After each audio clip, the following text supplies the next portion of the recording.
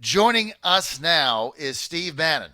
Steve Bannon, the former chairman of Breitbart, the former chairman of the Trump for President campaign, 2016, engineered the biggest upset in the history of America. Steve Bannon, also a strategic advisor to President Trump in the White House. He is now the chairman of Citizens for the American Republic. You can follow them at Twitter at CitizensAR, and he is their chairman, and that is a C4. And they're doing a lot of great work across not only America, but a lot of other places. They're very involved in a lot of things. Also, Steve Bannon, the one that has been saying for a very long time that it is the globalists that are managing the decline of economies all over the world. Steve Bannon joining us now. Steve, great to have you with us, Steve. So I had to talk to you this morning because he's outrageous in Iowa today. They released a speech I think the Hill newspaper has. It's an absolutely outrageous attack on President Trump, specifically about China. For the last couple of days I've been in New York City in a studio with Chinese democracy movement people making live broadcasts into Hong Kong, virtually 8 hours on Sunday because of the situation there where the Chinese Communist Party is trying to crack down. Joe Biden goes into Iowa today and tries to happy talk his way past China and accuses President Trump of causing this problem. And I think this is where Biden has to be called out. Joe Biden has still not come forward with his financial records, his tax returns, or anything to talk about him being compromised by the Chinese Communist Party. We know that his son, Hunter, took $1.5 billion from the Bank of China, which is essentially the piggy bank for the CCP. It's the only central bank, I think, in the G20 that reports. It's not independent. It reports directly to a political party. His son took $1.5 billion on private equity fund, and we have no earthly idea how the Biden family has enriched themselves off of that. And that's how the Chinese Communist Party does influence peddling. The way they do influence peddling globally throughout the world is to buy off these politicians by providing them capital to invest. And here we have a perfect example. And Biden now, for the last 6 weeks, his campaign has been totally quiet about this. Yet he goes into Iowa today and tries to blame President Trump for this economic war that China's been running on us. And he gives the same happy talk. Now, Joe Biden has done more than any single politician to destroy working-class Democrats and working-class people throughout this country. He's supported NAFTA. He supported every free trade deal. He's in bed with the globalists. He gives you this happy talk of middle-class Joe. But he's there. All he's done is supported those that have destroyed his shifting to Asia. What Donald Trump has done, the first president we've ever had, Republican or Democrat, has engaged the Chinese Communist Party in this economic war, and he's starting to bring the supply chain back to the industrial democracies, back to Europe, the United States, and Japan. And this battle he's had is quite heroic. And he's the only person that stood up for working-class people and to bring those manufacturing jobs back. So, Steve, today, Biden... It's completely absurd. Well, Biden going to Iowa today, and he's going to call the president an existential threat to America. This according to a release that the Hill had of Biden's prepared remarks.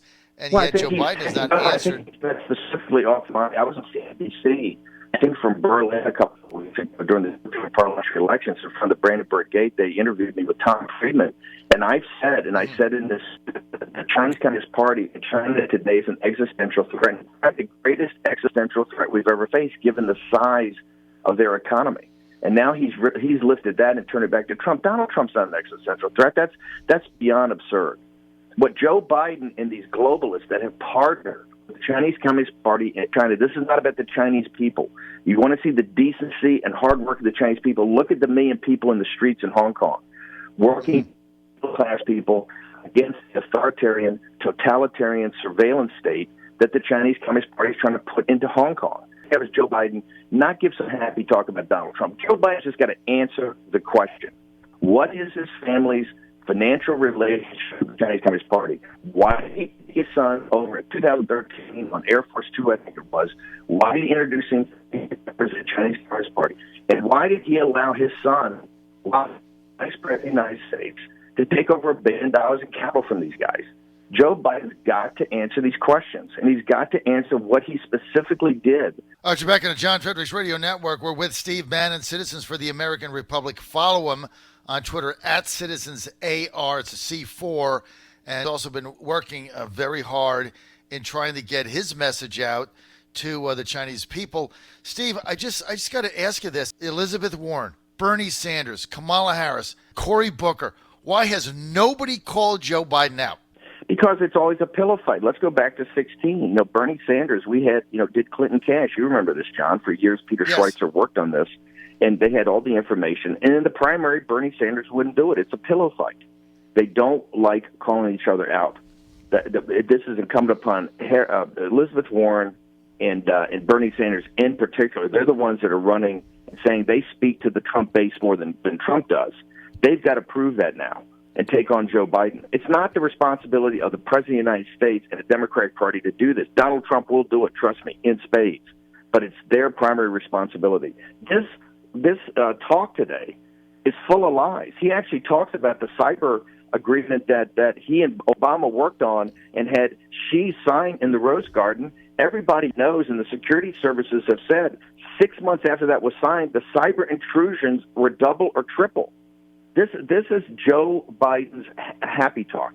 It's incumbent upon the media. It's incumbent upon the mainstream media. They took on Mitch McConnell and Elaine Chao the other day in the front page of the New York Times based upon Peter Schweitzer's research in this book, Secret Empires, which talks about Chinese influence peddling in the United States. Well, the book's got much more about Joe Biden. And I haven't seen the New York Times start to go after Joe Biden about his engagement. This speech today, Joe Biden tries to throw down. This is where he said, China's not a problem. China are good guys, and they're good people, right, about the Chinese Communist Party.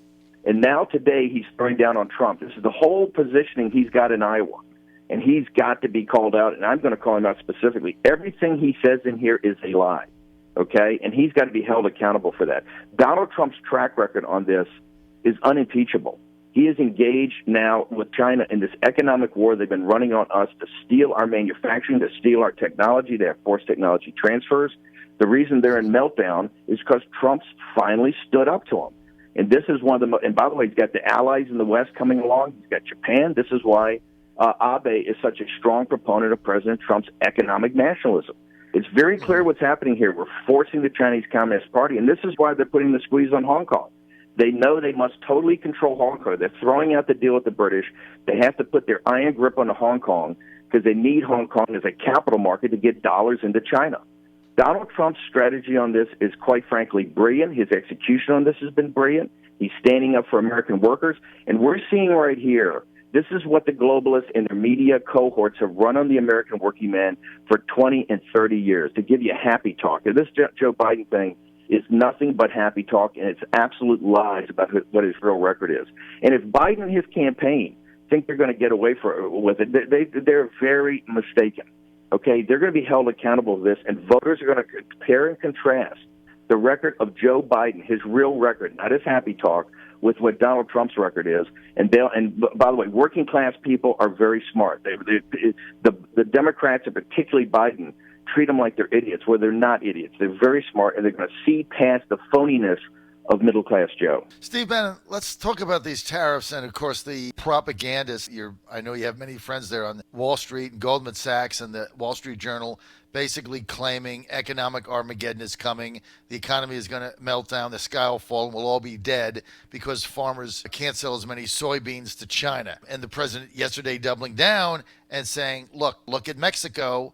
I threatened them with a tariff. They couldn't afford $80 billion not going to them in 2019. They couldn't afford that job loss. Now I'm going to do the same thing with China, $300 billion. I'm going to 25% if I can't get Z to the table. And the Wall Street, Goldman Sachs, Lower Manhattan propagandists are trying to tell us that it's going to be the end of the world.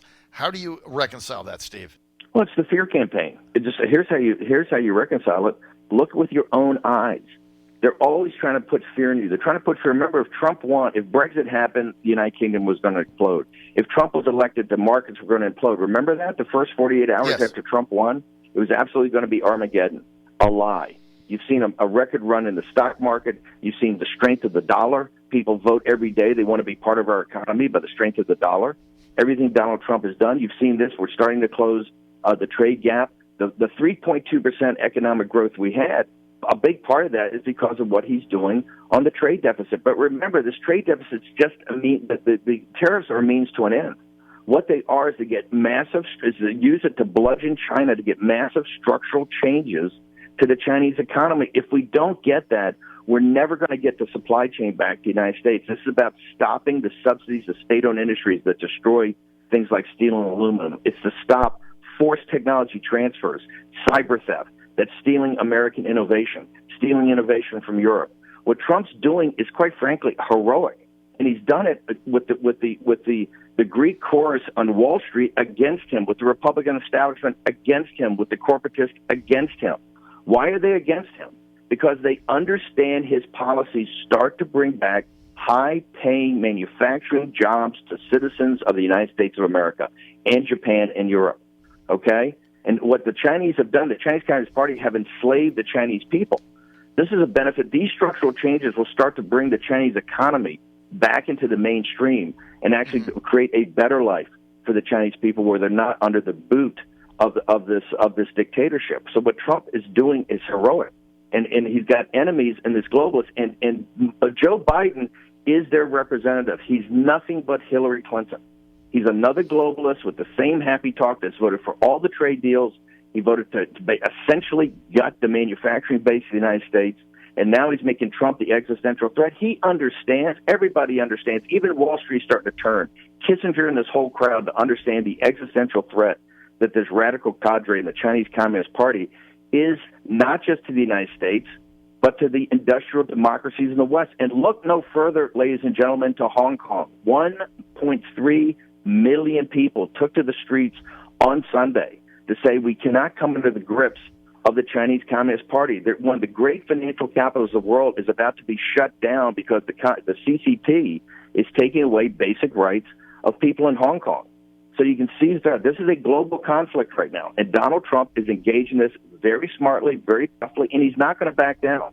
But to have Joe Biden go out there and have not the mainstream media, go after him, not the Democratic Party go after him, not the quote-unquote economic nationalists of Bernie Sanders and Elizabeth Warren, they're all in the pillow fight. And to have him sit there and make this the centerpiece of his speech, he's got to be called out. He's got to be held accountable. And the first thing he has to convince the American people of is that he's not compromised by the Chinese Communist Party. We want to know how much money his family took, how they've invested it, how much money they've made, and how they've enriched themselves off the slavery of the Chinese people. The Chinese people are among the most decent, hardworking people in the world, have been enslaved by this Communist Party that gave Joe Biden $1.5 billion. Steve, is Joe Biden compromised, honestly, straight up? I think until he shows us. I tell you what, if his son took the $1.5 billion into Rosemont Capital, he's certainly compromised. It's how the Chinese Communist Party rolls. Through these companies like H&A and Anbon Insurance Company and Huawei. This is why Huawei is such a big battle. That's part of the PLA, the People's Liberation Army. What Trump is doing is calling this out across the world. The influence operations of the Chinese Communist Party in New York, Washington, D.C., in London, in the capitals of Europe, throughout Asia. This One Belt, One Road, Made in China 2025, the Huawei rollout, this all happened on Joe Biden's watch. The islands in the South China Sea on Joe Biden's watch. This all happened, not with Donald Trump. Donald Trump had this dumped on him. This was all happening in Biden's thing. And Biden's got to answer the American people about the $1.5 billion from the Bank of China that his son took. And that's got to be investigated. Until he does that, to me, he's compromised because he sings out of the hymnal of the Chinese Communist Party. He says, they're not bad guys. Why are you so worried about them? There may be a threat in an area or two. This is the propaganda of a useful idiot. And that's what Joe Biden is. He's a useful idiot for the Chinese Communist Party. So we're almost out of time. We got two more questions. So if Sanders or Warren, Democrats, don't go after Biden on this, and the mainstream legacy lying fake news media gives them a pass, which it looks like not only they're going to do, they're going to be complicit. How do you call them out? Well, I'll do it every day. I tell you, I will go. The Committee on the Present Danger is a bipartisan committee. A Committee on the Present Danger is to call out this radicalization of the Chinese Communist Party and what they're doing in the United States through other platforms every day. I'm going to be doing it. I'm sure the Trump campaign is going to be over this. Look, the president's got a day job. His day job is confronting the Chinese Communist Party and trying to make things right for not just people of the United States, but the citizens, the people in China, these hardworking people. And you see in Hong Kong, they're begging, hey, the United States, you got to help us. You got to have our backs.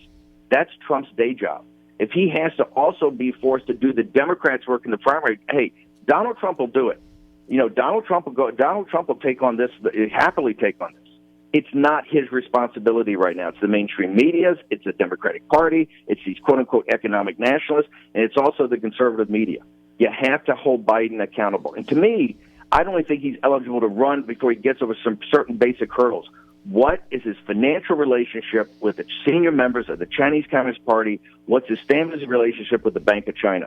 He's got to answer the questions that Peter Schweitzer laid out, just like Schweitzer laid them out on Clinton Cash. He laid them out here on Biden. Those have to be answered. Hillary Clinton never answered them. It's one of the reasons she's not president of the United States. And if Joe Biden doesn't answer these, he's not going to be president of the United States. John Fredericks Radio Network, we're almost out of time. Steve Bannon, final question. Ken Cuccinelli, who we talked about a week ago, the most vicious of the never-Trumpers ever, is up for Senate confirmation now. His position requires Senate confirmation for the czar on immigration. Is he going to be confirmed? If this is who the president's put up, as you and I know, and other hardcore Trump people, it kind of shocks us, particularly if you're in the Commonwealth of Virginia.